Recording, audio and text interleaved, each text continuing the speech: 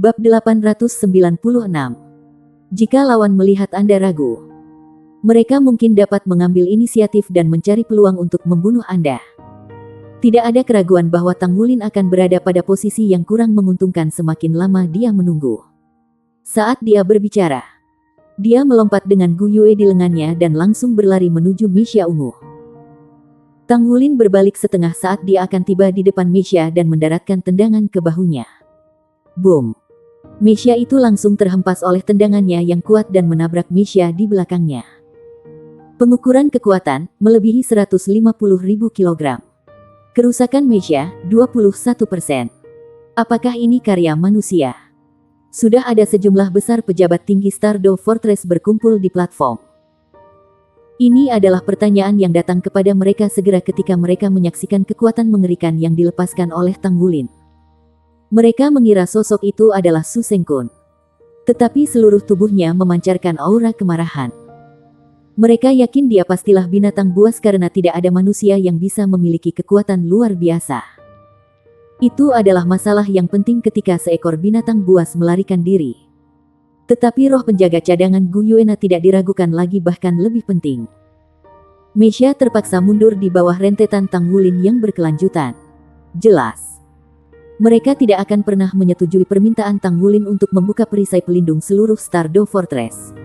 Di sisi lain, jauh lebih mudah jika dia hanya berharap untuk melarikan diri. Mereka hanya perlu mengejar dan membunuhnya sesudahnya. Tang Wulin tidak bisa mengatakan di mana dia setelah berlari keluar dari jalan beraspal dengan logam. Tetapi dia bisa mengetahui lokasi Great Stardew Forest dan area pinggiran pada umumnya. Dengan demikian, ia tidak akan memiliki masalah dengan orientasinya. Dia berlari melintasi beberapa jalur. Meskipun ada sejumlah besar pembangkit tenaga spirit pagoda di depan dan di belakangnya, Tang Wulin tidak berhenti sejenak. Namun jalur beraspal logam di sini melengkung aneh. Dia akan kehilangan akal sehatnya jika ini terus berlanjut. Tidak ada keraguan bahwa pembangkit tenaga roh pagoda sedang menunggu kesempatan baginya untuk membuat kesalahan atau melelahkan dirinya sendiri sebelum mereka membunuhnya dengan satu pukulan fatal untuk menyelamatkan Gu Yue. Dia tidak bisa mengikuti buku aturan lagi. Tang Wulin berhenti bergerak. Salah satu tangannya terus menyandera Gu Yue sementara dia menghancurkan yang lain ke dinding di belakangnya saat dia berbalik. Raungan naga yang dalam terdengar.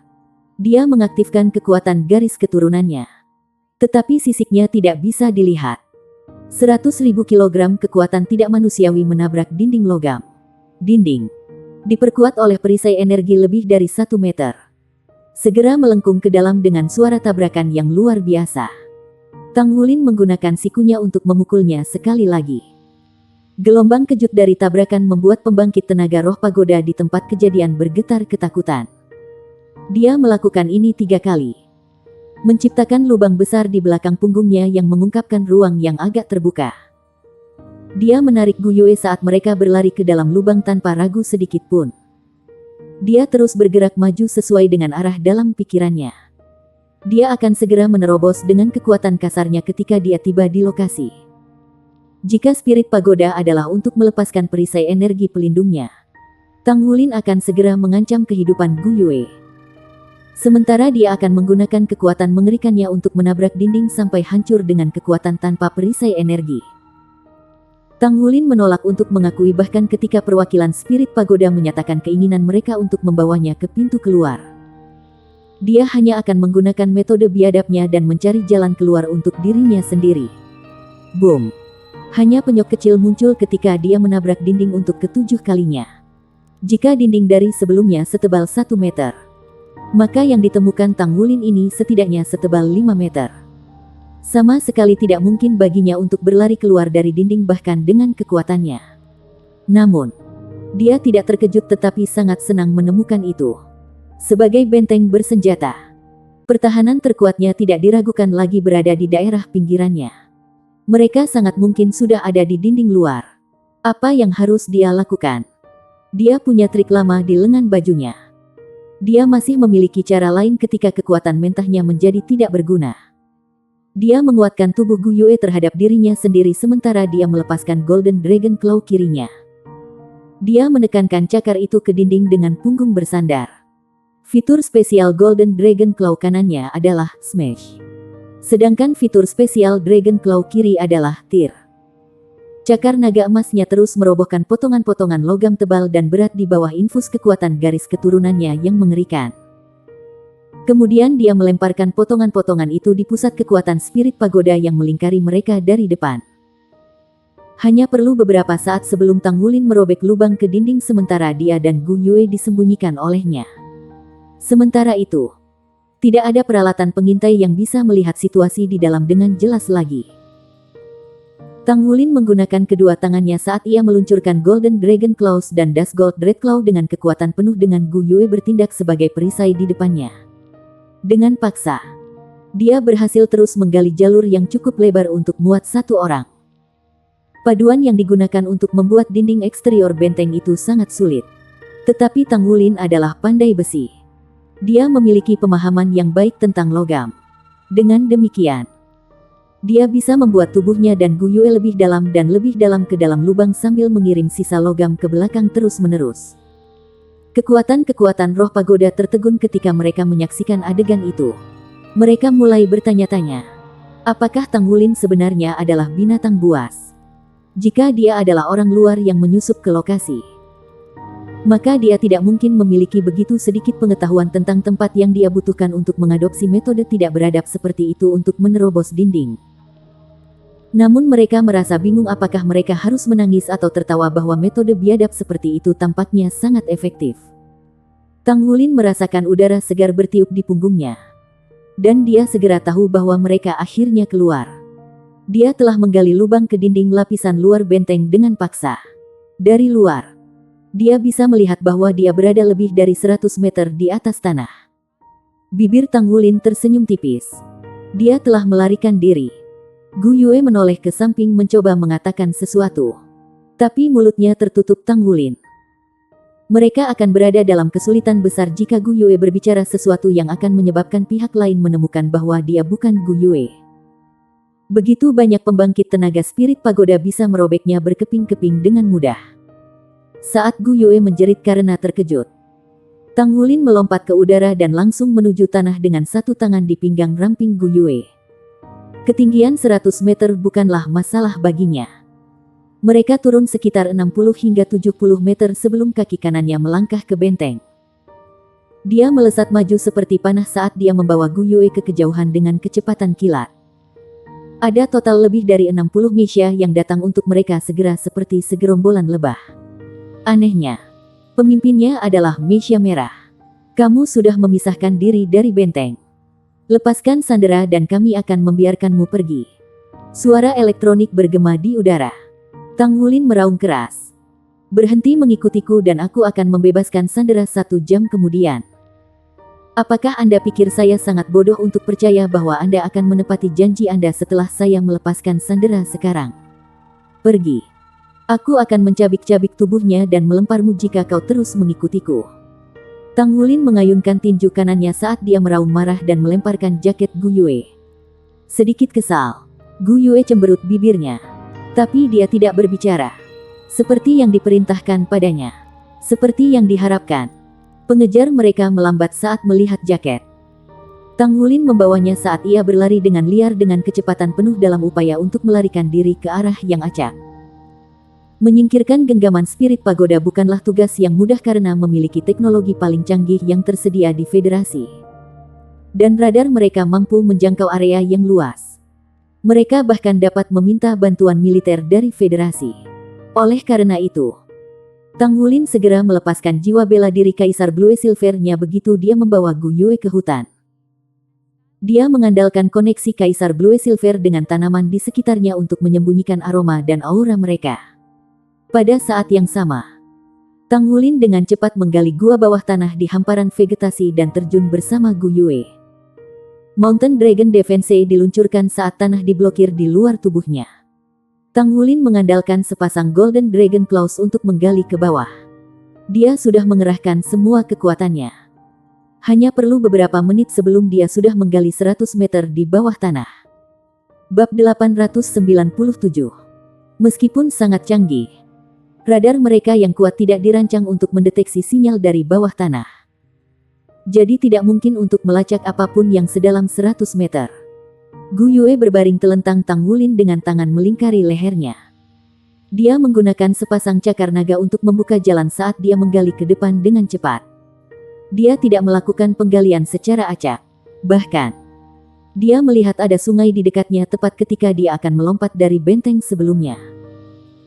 Dia berpikir bahwa pasti ada sungai yang melintasi hutan Great Stardow yang terungkap kemudian karena penggundulan hutan. Sungai itu lebarnya sekitar 100 meter dengan kedalaman yang tidak diketahui. Jadi dia merasa ini adalah jalan keluar terbaiknya. Tidak. Kami telah kehilangan mereka. Lakukan pencarian selimut. Gunakan detektor bawah tanah. Pagoda roh dengan cepat mengelilingi hutan. Tetapi semua alat deteksi mereka tidak dapat menemukan tanda-tanda Tang Wulin dan Gu Yue. Seolah-olah mereka menghilang ke udara.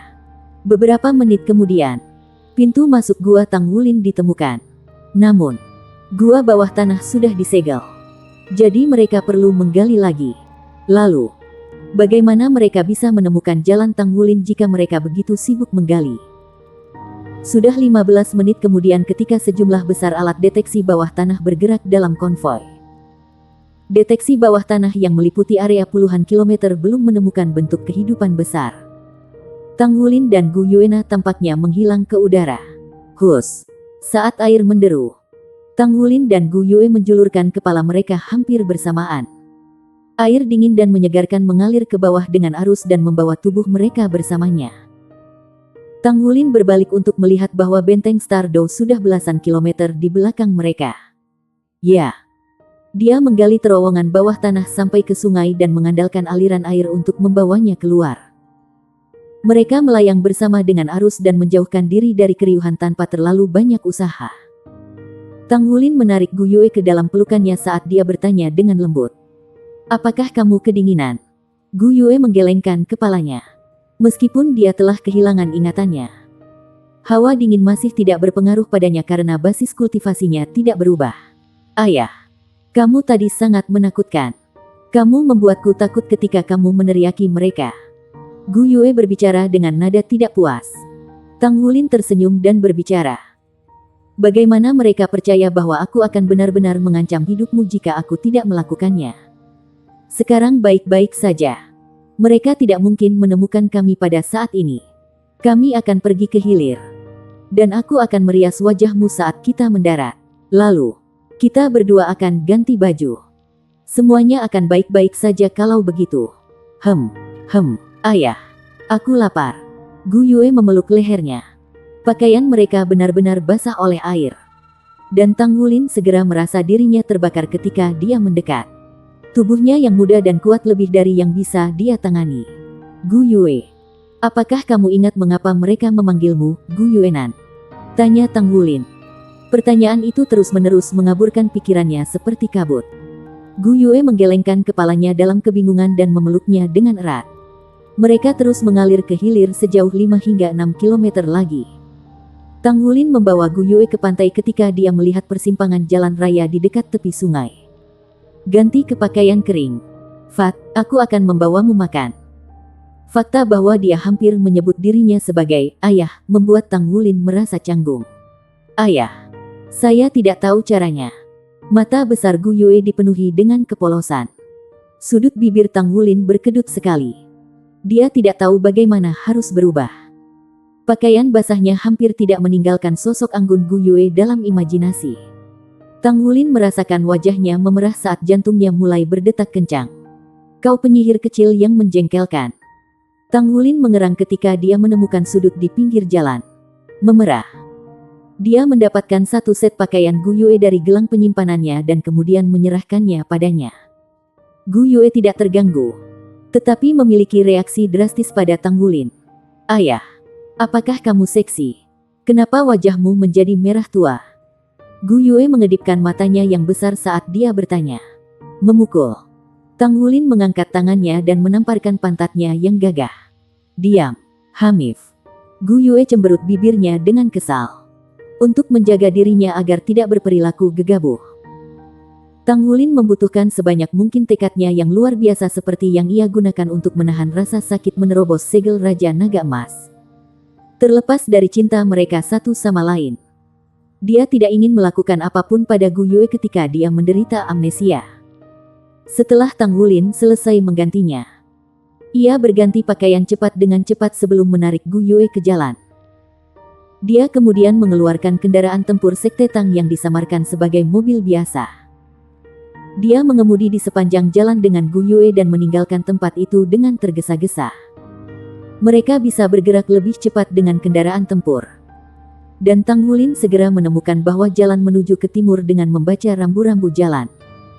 Dia tidak terburu-buru untuk kembali ke kota Shrek. Jadi dia berkendara sepanjang jalan ke kota kecil terdekat dengan jalan raya. Keluar dari jalan raya, dia memasuki kota. Dan sesampainya di sana, dia menyamar dengan dirinya sendiri dan Gu Yue. "Ayah, mengapa kamu terlihat tua sekarang?" tanya Gu Yue dengan cemberut ketika dia melihat bahwa Tang Wulin telah menggunakan makeup untuk menua sendiri. Tang Wulin berbicara dengan frustrasi. "Kamu selalu memanggilku, ayah, jadi ini adalah tampilan yang paling alami untukku. Berbicaralah sesedikit mungkin nanti." "Oh, tapi kamu tidak tampan lagi," gumam Gu Yue pada dirinya sendiri. Mereka berdua turun dari mobil dan memasuki sebuah hotel kecil. Dia mendaftar untuk 2 kamar, sehingga mereka bisa beristirahat sejenak. Ekspresinya berangsur-angsur suram ketika dia menyalakan televisi jiwa di kamar hotelnya. Dia berharap stasiun televisi akan menunjukkan segala macam informasi terkait bencana besar di kota Shrek. Tang Wulin telah menenangkan pikirannya setelah mengalami bencana seperti itu. Diikuti oleh pertemuannya di hutan Great Stardom. Insiden telah terjadi. Jadi sama sekali tidak ada artinya baginya untuk terus berduka. Pertama, dia perlu menghadapi situasi yang dia hadapi saat ini. Dan dia harus mencari cara untuk mengubahnya. Tujuan utamanya untuk tinggal di sini adalah menjernihkan pikirannya sebelum memutuskan apa yang harus dilakukan selanjutnya. Dia sangat sadar bahwa alasan dia bisa menenangkan emosinya yang panik adalah karena Gu Yue ada di sisinya. Dia pada saat yang paling ditentukan ketika cinta sejatinya bersamanya. Federasi akan melakukan tugasnya dalam menangani serangan yang belum pernah terjadi sebelumnya di kota Shrek. Parlemen Federal mengumumkan pembubarannya. Dan tanggal untuk pemilihan akan ditetapkan. Statistik awal untuk kematian di kota Shrek melebihi 1.200 orang dengan lebih dari 2 juta korban. Kurang dari sepertiga wilayah kota telah mengalami kerusakan yang tak terukur.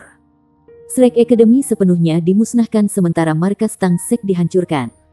Menurut laporan saksi mata dan gambar satelit, Spirit Pagoda, yang terletak sedikit lebih jauh dari zona ledakan, akan terkena dampak ledakan jika bukan karena pengorbanan Yang Mulia Laut Dewa Pavilion Shrek Academy Shrek dari Master Atlas Douluo dalam menghalangi keduanya.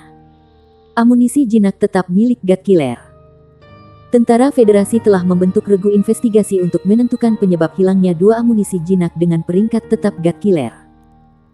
Panglima Angkatan Bersenjata telah menyatakan bahwa mereka pasti akan melakukan apa saja dalam kekuasaan mereka untuk menemukan penyerang. Tragedi mengerikan seperti itu belum pernah terjadi sebelumnya di benua ini. Tentara berduka mendalam untuk orang yang meninggal.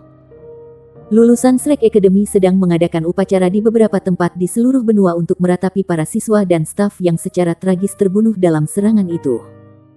The Sekte Tang telah menyatakan perang terhadap Roh Kudus Cult. Namun, Sekte Tang menderita kerugian besar kali ini menurut sumber kami di dalam. Markas besar mereka mengalami pukulan berat dengan sedikitnya 4 kepala cabang terbunuh. Sedangkan keberadaannya di Douluo Hall Master masih belum diketahui. Reporter kami sedang menindaklanjuti informasi terbaru pada saat ini.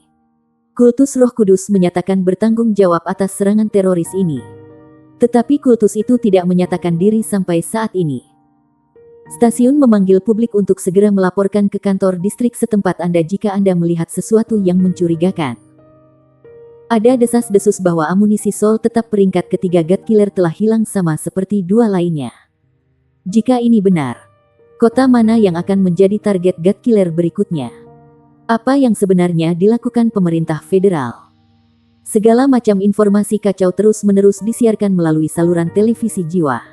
Saat dia menonton televisi, Tang Wulin tidak menyadari bahwa dia mengepalkan tangan dengan sangat erat sehingga kukunya menggali di telapak tangannya. Dia masih berharap bahwa semua yang terjadi adalah ilusi.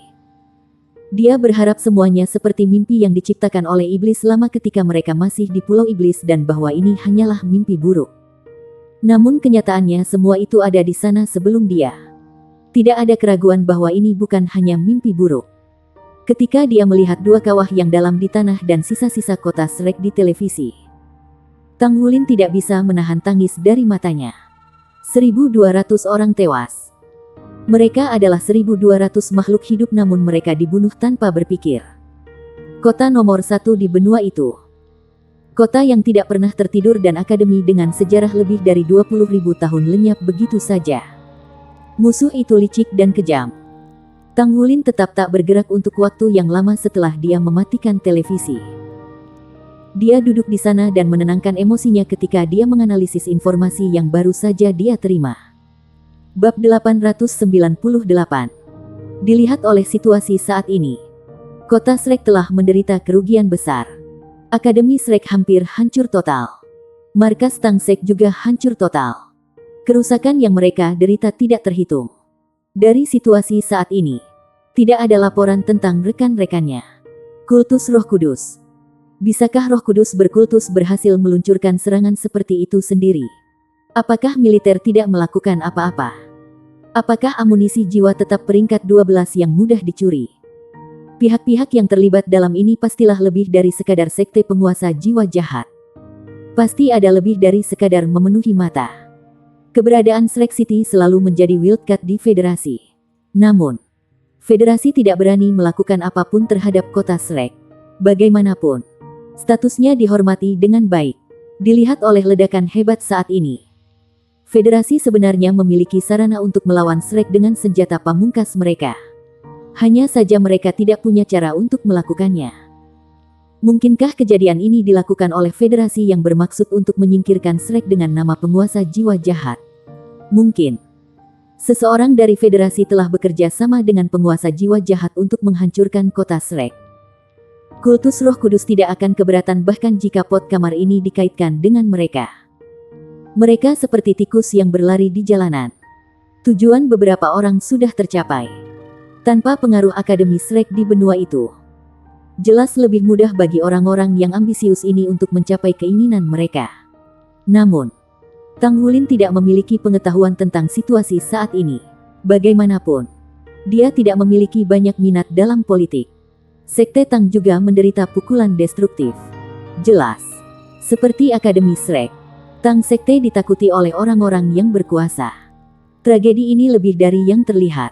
Bagaimana dengan Pagoda Roh? Sekte Tang, Akademi Shrek, dan Pagoda Roh adalah organisasi bergengsi yang setara. Mengapa Tang Sekte dan Akademi Shrek hancur total? Tetapi bukan Pagoda Roh. Markas mereka tanpa cedera meskipun sangat dekat dengan tempat terjadinya tragedi. Dari perspektif menjadi ancaman bagi Tuan Jiwa Jahat, Pagoda Roh lebih dari ancaman daripada Tang Sekte. Paling tidak, itulah yang terjadi dalam kekuatan mereka yang ditunjukkan. Jumlah dan kekuatan para penguasa jiwa dari markas Pagoda Roh tentu saja melebihi yang dimiliki Tang Sekte. Namun, amunisi Soul tetap God Killer kedua tidak mengenai spirit Pagoda tetapi mendarat di markas Tang Sek. Apakah ada motif tersembunyi di balik semua ini? Meskipun Tang Wulin tidak berpikir Pagoda Roh akan bersekongkol dengan tuan-tuan roh jahat, masih ada kemungkinan kecil. Karena itu, Pagoda Roh saat ini tidak dapat dipercaya. Ini sebabnya dia tidak menyatakan identitasnya di hutan Great Stardow. Saat ini, tidak ada yang tahu bahwa Shrek Seven Monsters masih hidup. Dalam keadaan seperti itu, jelas lebih baik bagi mereka untuk berada dalam bayang-bayang daripada membocorkan kehadiran mereka. Kultus Roh Kudus jauh lebih kuat dari yang mereka duga. Pada tengkorak raksasa yang muncul hari itu, setidaknya ada satu tuan roh jahat yang memiliki basis kultivasi yang hampir setara dengan Atlas Douluo. Selain itu, setelah mereka meluncurkan serangan teroris yang merusak, semua bukti kemungkinan besar hancur dalam ledakan besar. Akan sulit bagi mereka untuk menyelidiki. Bahkan jika mereka berhasil menemukan bukti yang memberatkan, mereka saat ini sendirian dan tidak bisa berbuat apa-apa. Setelah menjernihkan pikirannya, Tang Wulin tahu satu-satunya hal yang bisa dia lakukan sekarang adalah bersabar. Apa yang dia butuhkan bukan hanya kekuatannya tetapi juga kekuatan pendukung di belakangnya. Dia membutuhkan tim yang bisa dia andalkan untuk melawan tuan roh jahat. Tang Wulin perlahan membuka matanya dan berjalan ke jendela. Meskipun dia telah meminta 2 kamar, dia saat ini berada di kamar yang sama dengan Gu Yue. Gu Yue meringkuk di tempat tidur dan tertidur lelap untuk waktu yang lama. Seluruh tubuhnya ditutupi oleh selimut. Rambutnya yang panjang terurai di atas tempat tidur. Dan bulu matanya yang panjang melingkar di pipinya.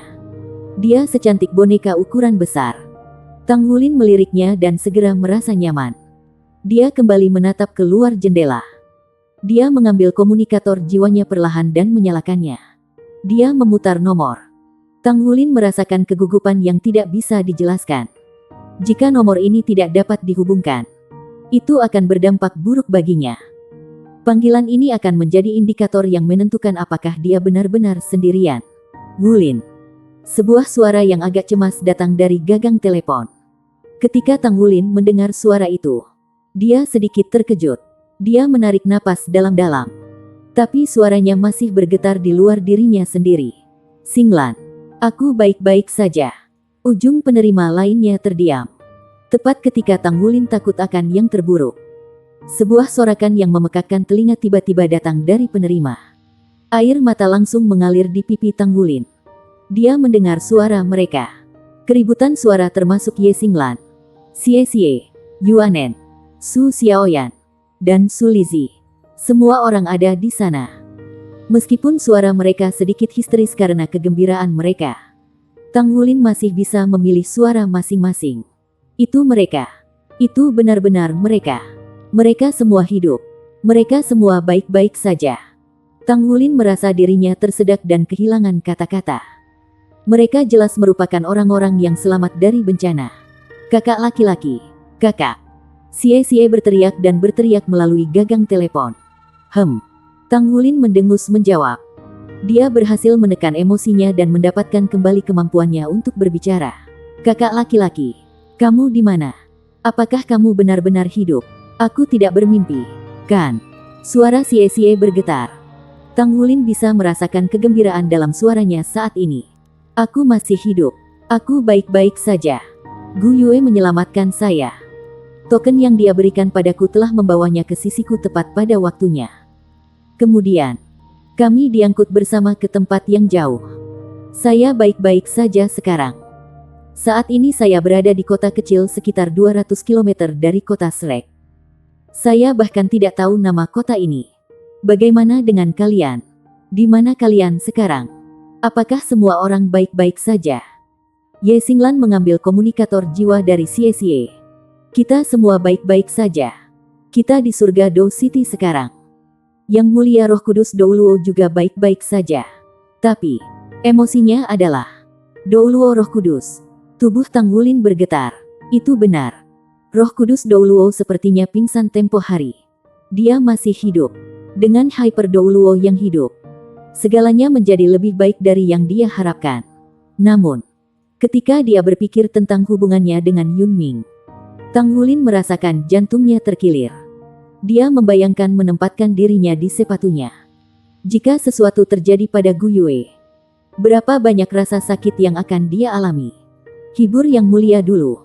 Saya akan bertemu dengan kalian sesegera mungkin. Juga, Xinglan. Jangan hubungi siapapun untuk saat ini. Termasuk Tang Sek. Akademi sudah selesai. Tetapi kita harus kuat. Sebagai pengingat kata-kata terakhir Pavilion Master. Kami adalah harapan terakhir dari Akademi.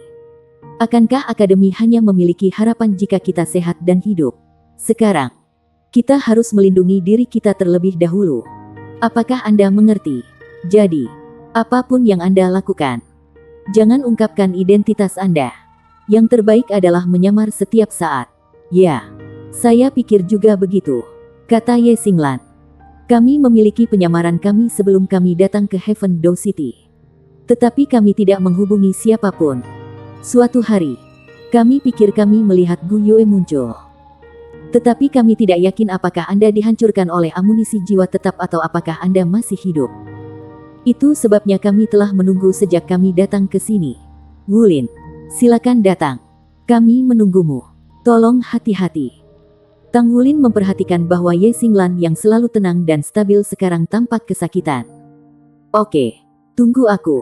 Saya akan menuju sesegera mungkin. Tetap berhubungan. Tang Wulin mengakhiri panggilan dan menghapus air mata di wajahnya. Dia menghela nafas panjang. Setidaknya rekan-rekannya masih hidup. Pada saat ini, berita apa yang bisa lebih indah dari itu? Perlahan-lahan, sebuah rencana terbentuk di benaknya. Dia akan bertemu dengan teman-temannya terlebih dahulu, lalu menemukan cara untuk menyembuhkan Gu Yue. Setelah itu, dia akan mencari kesempatan untuk mengembalikan Shrek. Dia harus menggunakan semua sumber daya yang dimilikinya. Heaven Door City akan menjadi tempat yang kondusif. Dia memegang komunikator jiwanya. Setelah ragu sesaat, dia mematikannya. Dua orang muncul di benaknya ketika dia memikirkan siapa yang bisa dia cari pertolongannya pada jam ini. Salah satu dari mereka adalah Master Sekte Tubuh Sekte dan Guru. Sementara yang lain secara alami Master Paman Pengrajin Ilahi. Meski begitu, dia tidak terburu-buru untuk menghubungi mereka. Dia memutuskan untuk menunggu sampai dia mencapai Heaven Door City. Selain itu, pemujaan Roh Kudus tanpa ampun. Karenanya, pamannya mungkin tidak berada dalam situasi yang paling aman. Dia adalah satu-satunya pengrajin ilahi di benua itu. Meskipun dia mungkin bukan ancaman langsung terhadap Roh Kudus, dia masih bisa menghasilkan baju perang 4 kata. Tang Wulin kembali ke tempat tidur. Ketika dia berbaring di tempat tidur, kelelahan langsung menguasai seluruh tubuhnya. Namun, itu bukan kelelahan fisik, tetapi mental. Dia hanya merasa lebih baik setelah dia memeluk Gu Yue melalui selimut. Dia segera tertidur lelap. Keduanya bangun keesokan harinya. Sudah pagi. Mereka makan beberapa makanan. Kemudian mengendarai Tangsek Combat Vehicle. Mereka melaju di sepanjang jalan. Tang Wulin sudah melihat alat navigasi pada kendaraan. Dia memilih rute yang memiliki sedikit jalan memutar dan berada di arah yang berlawanan dari kota Shrek. Dia menuju ke Heaven Door City. Pada saat ini, dia tidak sanggup bersikap ceroboh. Bab 899. Sepanjang perjalanan mereka, para Meisha terbang melewati kepala mereka sebanyak 6 kali. 3 pesawat tempur terbang melewati mereka juga. Tak terbayangkan betapa tegangnya situasi di sekitar kota Shrek. Ledakan hebat telah menyentuh kehidupan banyak orang. Seluruh populasi di benua itu sangat takut sehingga mereka bahkan takut pada bayangan mereka sendiri. Tang Wulin akhirnya melaju ke kota Heaven Door saat senja. Dia menghubungi Ye Xinglan lagi dan akhirnya bertemu dengan semua orang di sebuah hotel kecil yang terpencil. Yang lain hampir bergegas mendekatinya. Semua orang memberinya pelukan. Su Xiaoyan dan Su Lizhi menangis terseduh-seduh. Semua orang tahu bahwa jika bukan karena Tang Wulin datang untuk menyelamatkan mereka pada hari itu dan menerima pukulan dari amunisi jiwa tetap yang kuat yang pangkatnya tidak diketahui, mereka semua akan mati. Saat itu, Tang Wulin tidak tahu bahwa Gu Yue akan muncul untuk menyelamatkannya. Kamu akhirnya kembali. Jika Anda kembali, saya juga bisa bebas dari tanggung jawab yang berat ini. Kapten, selamat datang kembali ke tim. Ye Xinglan berkata dengan tulus kepada Tang Wulin. Ya, mereka adalah pasukan Shrek. Sinar harapan terakhir untuk Akademi Shrek. Selain itu, mereka adalah generasi Shrek Seven Monsters saat ini. Mereka tidak bisa mengelak dari tanggung jawab menghidupkan kembali Shrek. Ayah, siapa mereka? Pada saat ini, suara yang agak membingungkan datang dari belakang Tang Wulin. Suasana yang sebelumnya agak suram segera berubah. Gu Yue menjulurkan kepalanya dari belakang Tang Wulin. Kakak laki-laki, apa ini? Permainan peran? Xie tergagap. Tang Wulin menarik Gu Yue dengan tangannya ke sisinya. Dia tersenyum pahit. Apakah Anda pikir saya memiliki mood untuk bermain peran? Gu Yue telah membantu saya memblokir ledakan besar itu. Saya bahkan tidak yakin apa yang terjadi selama waktu itu. Ketika kami sadar kembali, dia kehilangan ingatannya. Kemudian, dia terus memanggil saya, ayah. Kehilangan ingatannya. Dia Gu Yue. Bukankah dia Naer? Su Xiaoyan berhenti menangis untuk sesaat dan menatap Gu Yue. Tang Wulin tersenyum pahit dan menggelengkan kepalanya. Dia secara singkat menceritakan peristiwa yang terjadi setelah dia bertemu Gu Yue. Dan bagaimana dia mengenalinya sebagai Gu Yue meskipun dia tampak seperti Naer sekarang untuk teman-temannya. Xie mencoba pertanyaan. Gu Yue, apakah kamu tahu siapa aku? Selain Tang Wulin. Dia dan Su Xiaoyan sudah lama mengenal Gu Yue. Aku tidak. Gu Yue menggelengkan kepalanya. Dia bingung. Ye Xinglan, yang selalu kuat, memiliki mata memerah. Itu semua karena dia ingin menyelamatkan kita. Apa yang kita lakukan dengan kondisinya saat ini? Bisakah dia dirawat? Tang Wulin tersenyum pahit dan berkata, saya tidak tahu. Setelah kami keluar dari bahaya, saya memilih untuk datang dan bertemu kalian. Kita harus memikirkan cara untuk merawatnya setelah ini. Masalahnya, aku juga tidak yakin apakah kita bisa dengan kondisinya seperti ini. Biarkan aku melihatnya. Terdengar suara yang sangat serak. Seseorang keluar dari ruang dalam. Ketika Tang Wulin melihatnya, dia hampir tidak bisa mempercayai matanya sendiri. Yali telah berubah. Penampilan luarnya telah berubah sepenuhnya. Dia tampak sangat dehidrasi. Wajahnya terlihat pucat dan tidak memiliki vitalitas. Dia kurus sampai ke tulang. Wajah cantik awalnya yang tak tertandingi bahkan tampak layu. Rambutnya yang panjang sekarang putih keabu-abuan. Seolah-olah dia menjadi tua dalam semalam. Yang mulia. Anda, Tang Wulin menatapnya dengan kaget. Yali terhuyung sedikit saat berjalan. Dia perlahan-lahan berjalan ke Tang Wulin dan menggelengkan kepalanya padanya. Matanya merah dan tak bernyawa. Dia mengangkat tangannya, yang bersinar dengan cahaya putih lembut, dan dengan ringan menekannya ke dahi Gu Yue. Hal paling mengerikan yang bisa terjadi pada seseorang adalah mati di dalam. Tanpa ragu, hati Roh Kudus Douluo telah mati bersama dengan Atlas Douluo. Di tengah lingkaran putih yang dilepaskan oleh Yali, Gu Yue tampak bingung dan bingung. Namun, jelas dia tidak merasakan apa-apa. Setelah beberapa saat, Yali perlahan menarik tangannya. Dia sedikit cemberut. Kondisinya cukup unik. Tidak ada kelainan pada fungsi tubuhnya. Laut jiwanya pasti menderita semacam pukulan yang menyebabkan kerusakan sel-sel otaknya. Ini telah menyegel ingatannya yang membuatnya dalam kondisi kehilangan ingatan. Tang Wulin bertanya dengan cemas. Bisakah kondisinya disembuhkan? Yali menjawab, itu tidak mudah. Organ tubuh manusia yang paling rumit adalah otak. Otak adalah entitas yang sangat misterius. Menurut penelitian Federasi, ada terobosan terbatas mengenai otak manusia.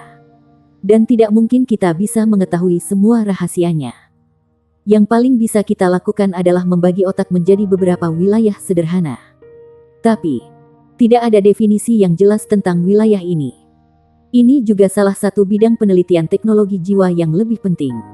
Kita harus memperlakukannya dengan hati-hati. Jika tidak, kita mungkin melukai sel-sel sarafnya dalam proses dan menyebabkan kerusakan permanen pada dirinya. Setelah mendengar kata-katanya, Tang Wulin tidak bisa menahan napas dingin. Orang di depannya ini adalah guru jiwa sistem pemulihan terbaik saat ini di benua itu. Jika dia mengatakan bahwa kondisi Gu Yue rumit, maka itu benar-benar rumit. Ketika dia melihat kulit Tang Wulin yang berubah, Yali berkata, jangan khawatir. Bukan seolah-olah tidak ada yang bisa kita lakukan mengenai kondisinya. Secara umum, ketika kita dihadapkan dengan kondisi seperti itu, kita hanya perlu menemukan surga dan harta bumi yang cocok untuk membantunya memperkuat fungsi tubuhnya. Ini termasuk saraf otaknya juga. Kami akan memperkuat daya tahan tubuhnya untuk menghilangkan faktor patogen untuk mengembalikan otaknya menjadi normal. Secara alami, ingatannya akan pulih. Satu-satunya harta karun surga dan bumi yang muncul dalam benak yang dapat mengobati kondisinya disebut Velvet Skyridge Chrysanthemum. Ini sangat langka. Dan kita membutuhkan yang setidaknya berumur 10.000 tahun. Jika Shrek masih ada, kita bisa menggunakan sumber daya akademi untuk mencarinya. Tapi sekarang, saat dia mengatakan ini, tatapannya langsung menjadi gelap. Semua orang terdiam. Hati semua orang sepertinya terbebani oleh balok timah tebal. Shrek tidak ada lagi. Akarnya tidak lagi. Tang Wulin menarik napas dalam-dalam. Yang mulia, kami pasti akan membangun kembali Shrek dan mendapatkan kembali kejayaan Shrek di benua itu. Saya berjanji. Yali mengangguk sedikit. Tetapi kepahitan muncul di wajahnya. Masa depan tergantung pada kalian semua. Saya akan mendukung Anda dengan semua yang saya miliki. Setelah dia mengatakan ini, dia berbalik dan kembali ke kamar. Dia tetap hidup sudah menunjukkan tekadnya. Dia berpegang pada harapan melihat Shrek dibangun kembali dan juga memenuhi keinginan terakhir dari Atlas Douluo. Sebagai Master Pavilion Dewa Laut, Yunming menyaksikan kehancuran Akademi Shrek. Rasa sakit yang dia alami tidak bisa dipahami. Jika bukan karena dukungan yang dia miliki dari pemikiran untuk memenuhi keinginan terakhirnya, Yali sudah akan mengikutinya ke dunia bawah. Beludru Sky Rich Chrysanthemum. Tang Wulin menarik tangan Gu Yue. Semangatnya ditentukan. Harta langit dan bumi ini akan ditemukan cepat atau lambat. Dia pasti akan menyembuhkan Gu Yue. Dia saat ini menjadi tulang punggung untuk grup. Tidak peduli apa, dia tidak bisa diam. Shrek ditinggalkan dengan kekuatan kecil mereka sekarang. Sebagai kapten, dia tidak bisa menghindar dari memikul beban besar dan harapan Shrek ini. Semuanya, dapatkan pegangan. Langit belum jatuh pada kita. Shrek masih memiliki kita. Karena Akademi telah memilih kita sebagai Shrek Seven Monsters saat ini. Itu artinya kita cukup mampu. Masa depan Shrek tergantung pada kita sekarang. Itu adalah tanggung jawab dan tugas kita. Akademi telah membina kami. Dan kami bangga menjadi bagian dari Akademi. Dalam hati saya, Shrek selamanya adalah Akademi terbaik di dunia. Terlepas dari berapa lama, kita harus maju dengan berani. Kita harus bangkit kembali dari tempat kita jatuh. Ye Xinglan menanam kakinya dengan kuat di samping Tang Wulin. Dia berkata dengan suara rendah, "Wulin, beritahu kami, apa yang harus kita lakukan mulai sekarang?" Tang Wulin menurunkan suaranya dan berkata, "Situasi saat ini di luar sangat rumit. Akademi telah dihancurkan dan Kongres Federal dibubarkan. Benua saat ini dalam keadaan kacau. Dalam situasi ini, kita tidak bisa mengandalkan atau mempercayai orang lain. Ketika saya masih kecil, ayah saya memberitahu saya sesuatu sekali. Dan saya masih mengingatnya dengan jelas seolah-olah itu kemarin. Dia mengatakan bahwa seorang pria hanya bisa mengandalkan dirinya sendiri seumur hidupnya. Saya sangat percaya itu. Sekarang, orang-orang yang dapat kita percayai dan andalkan sepenuhnya adalah diri kita sendiri." Bab 900. Aku tidak takut mati. Tapi kita semua adalah benih Akademi. Kita tidak dapat dengan mudah mengungkapkan diri kita pada saat-saat seperti ini. Semua orang berpikir bahwa kita telah mati bersama Akademi. Itulah satu-satunya keuntungan kami untuk saat ini. Kami masih dalam kegelapan. Jadi, untuk saat ini, saya telah memutuskan untuk berbaring sebentar dan tidak menghubungi siapapun. Kami akan mengamati situasi tanpa melakukan apapun terlebih dahulu. Setidaknya sampai semuanya beres di luar. Kemudian kami akan mulai menyusun strategi. Pada saat yang sama, kita harus menganalisis orang-orang yang dapat kita percayai. Dan mereka yang dapat kita minta bantuan.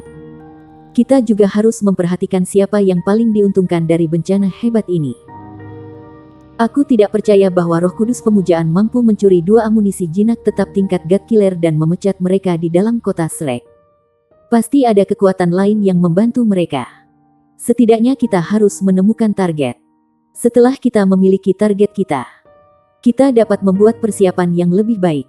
Sementara kita merendahkan diri, kita juga harus meningkatkan kekuatan kita dan meningkatkan sepenuhnya ke pangkat 2 ahli armor tempur.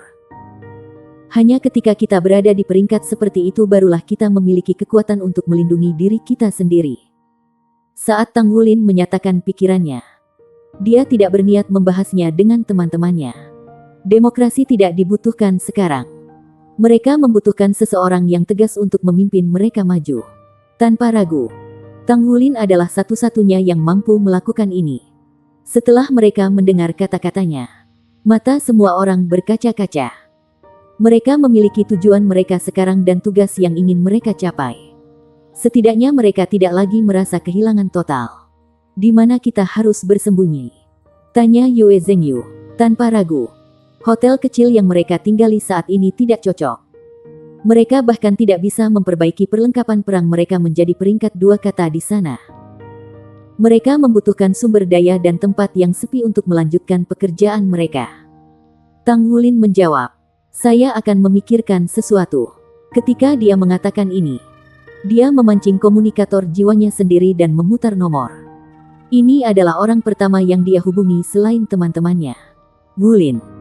Suara yang sedikit tergesa-gesa datang dari ujung lain dari komunikator jiwa. Air mata segera datang ke mata Tang Wulin ketika mendengar suara ini. Dia berhasil menekan emosinya yang melonjak ketika dia dengan lembut menjawab, "Guru, ya." Orang pertama yang ia pilih untuk dihubungi adalah salah satu gurunya. Orang itu adalah master sekte saat ini dari sekte tubuh. Tubuh Douluo Muye. Muye berkata dengan tergesa-gesa. "Di mana kamu? Apa kamu baik-baik saja?" Srek. Tang Wulin tersenyum pahit. "Guru, saya baik-baik saja. Di mana kamu juga? Apakah pamanku baik-baik saja?" Ketika dia mendengar pertanyaan Tang Wulin, Muye segera terdiam. "Tuan pamanmu adalah..." Jantung Tang Wulin menegang. Apakah sesuatu terjadi padanya? Apakah semuanya berubah seperti yang dia harapkan? Dia telah mengantisipasi bahwa kultus Roh Kudus tidak akan meninggalkan tuan pamannya. Satu-satunya pengrajin ilahi di benua itu karena mereka cukup berani untuk menumpangkan tangan di Srek dan Sekte Tang. Muye menjawab, "Untungnya, saya berada di sisinya. Kami berlari cukup cepat, dan dia masih hidup. Tetapi lukanya sangat serius. Tubuhnya diserang oleh roh gelap tuan roh jahat, dan dia saat ini koma. Kami berada di pegunungan di pinggiran kota Heavendow. Ada safe house body sect di sini." Setelah Tang Wulin mendengar kata-kata Muye, dia menghela nafas lega. Setidaknya tuan pamannya masih hidup. Tang Wulin sedikit menyipit. "Guru, bisakah Anda memberi saya alamat? Kami akan menuju." Muye berhenti. Sepertinya memikirkan sesuatu. Setelah beberapa saat, dia berkata, "Wulin, Anda harus membuktikan identitas Anda kepada saya terlebih dahulu. Anda berada dalam daftar resmi korban. Anda tahu." Tang Wulin berkata, "Tentu saja. Bagaimana saya membuktikan diri saya sendiri?" Muye bertanya, "Apa peringkat tempa Anda saat ini?" Tang Wulin menjawab, "Peringkat Saint Craftsman. Saya baru saja mencapai peringkat ini ketika saya belajar di bawah Anda dan Paman Master di Heavendow City. Pada saat yang sama, saya belajar bagaimana mengendalikan energi tubuh saya dengan hati-hati hingga ke setiap serat otot saya dari Anda. Anda telah mengajari saya bahwa ketika saya bisa mengendalikan tubuh saya di tingkat sel, maka saya benar-benar menguasai teknik rahasia body sect." Wah, Muye tampaknya telah menghela napas panjang. "Baiklah. Saya juga akan membuktikan identitas saya kepada Anda.